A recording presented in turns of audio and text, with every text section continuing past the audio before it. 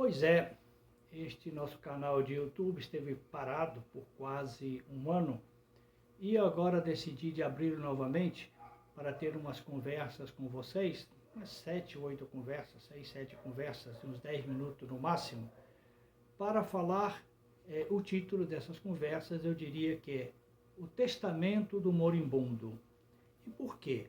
Porque nós estamos num tempo especial, o tempo da Quaresma para os católicos, no qual nós vamos celebrar o acontecimento mais importante da nossa fé cristã, a paixão, a morte e, sobretudo, a notícia extraordinária da ressurreição de Jesus. Ele foi ressuscitado dos mortos. Este acontecimento da sua paixão, da sua morte e, sobretudo, da sua ressurreição é o acontecimento que funda o cristianismo. Os cristãos, sejam católicos, sejam evangélicos, sejam protestantes. É claro que nós estamos na liturgia dos católicos, mas todos os cristãos celebram este acontecimento como a coisa mais importante. E também porque tem muita gente falando em nome de Jesus. Alguns influencers estão ganhando milhões falando em nome de Jesus. Está todo mundo falando. Coisa boa? Coisa certa? É de se perguntar. Mas tem outra pergunta que a gente pode se fazer também. Jesus falou alguma coisa? Jesus disse alguma coisa? O que ele teria dito? O que ele disse? Eu vou procurar ser bem didático e linear, isto é, explicar e não repetir, para não consumir o teu tempo e para não menosprezar a tua inteligência. Começando pelo testamento. O que é o testamento? Alguém tem alguma coisa acumulada durante a sua vida, bens espirituais, bens materiais, e ele vai, digamos assim, deixar um testamento para dizer para quem deixa os bens espirituais, os bens materiais.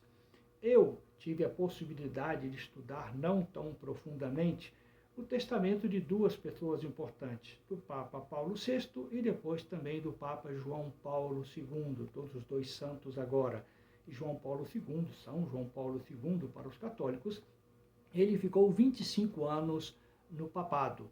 E quando o Papa, nesse caso, ele é eleito, ele escreve um testamento e ele vai, com o passar do tempo, modificando, reescrevendo esse testamento para deixar os seus bens espirituais, nesse caso.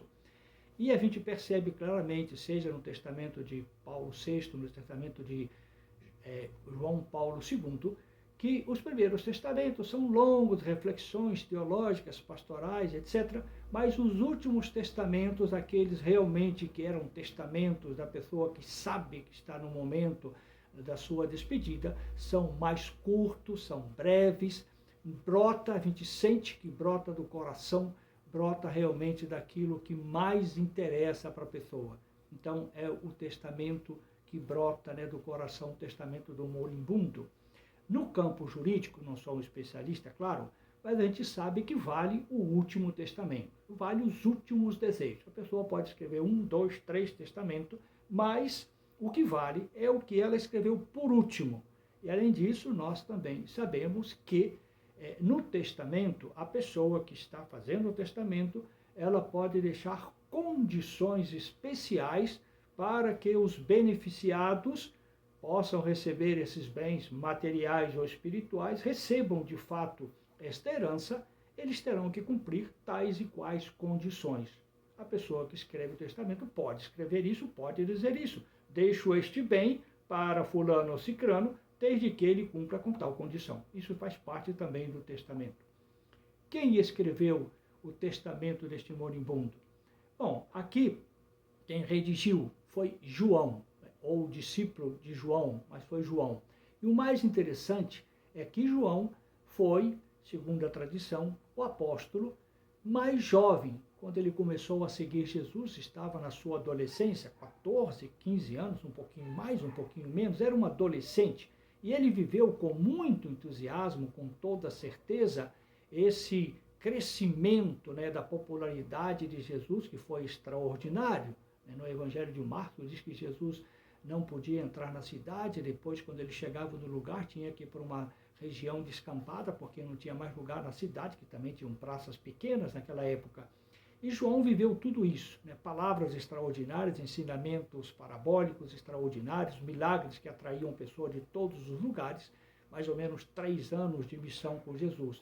E ele também viveu com muita intensidade, muito de perto, os últimos dias da vida do Mestre, as últimas horas da vida do Mestre, né?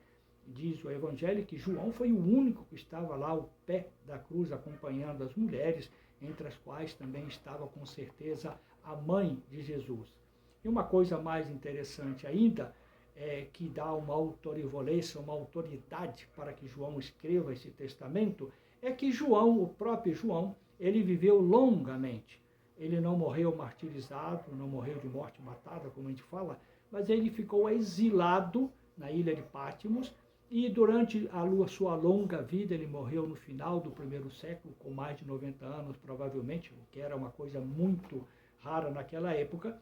E João, ele viu o cristianismo, as comunidades crescerem em todos os lugares de uma maneira assim bastante acelerada, mas ele também viveu, não de perto, mas muito de perto, junto com as comunidades, as perseguições do imperador Nero, na época de 60, nos anos de 60, sobretudo na cidade de Roma, e a perseguição movida pelo imperador Diocleciano, que foi nos anos 90, e aí atingiu mais todo o território do império. Portanto, João teve o tempo para pensar em tudo aquilo que ele recebeu, dos ensinamentos de Jesus, de tudo aquilo que as comunidades viveram e ensinaram, né, na época de Jesus. Então, João teve muito tempo para viver, pensar e experimentar aquilo que ele falou, aquilo que ele relatou depois no seu evangelho. Então, ninguém mais qualificado para redigir, né, o testamento final de um moribundo do que, digamos assim, este discípulo de Jesus, o adolescente, o jovem que depois viu o nascimento das comunidades, as perseguições e tudo isso, e que foi mastigando durante toda a sua vida aquele ensinamento, aquela pessoa. E depois, no final, ele também vai fazer o seu testamento, mas ele antes escreve o Evangelho. E no capítulo 13, 14, 15, 16, 17 do seu Evangelho, João faz praticamente o testamento deste moribundo, né? Jesus diz palavras, faz gestos, deixa ensinamentos, com a certeza absoluta de que era um moribundo, alguém que já estava condenado à morte. Poucas horas antes de morrer, Jesus vai estar reunido com seus apóstolos, numa intimidade de uma ceia, de uma comida, e ali ele vai redigir, né, ele vai fazer o seu testamento, do qual João vai nos deixar depois o testemunho. Eu não sou nenhum influencer, nem pretendo minimamente influenciar ninguém. Eu, durante a minha vida, conquistei informações, formação de pessoas habilitadas, estudiosos, li livros, etc. Visitei os lugares onde Jesus viveu e morreu. Por isso, vou dar algumas pistas, algumas indicações. Não vou ler todo o texto para vocês, nem vou ler com vocês, nem fazer uma exegese aprofundada. Simplesmente vou dar algumas pistas, algumas informações para que você depois possa ler o texto e tirar as tuas conclusões das palavras, dos gestos, do testamento deste moribundo que foi Jesus.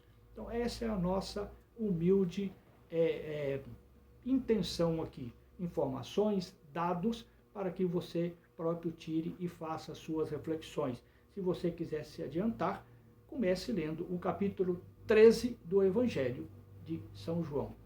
Até lá!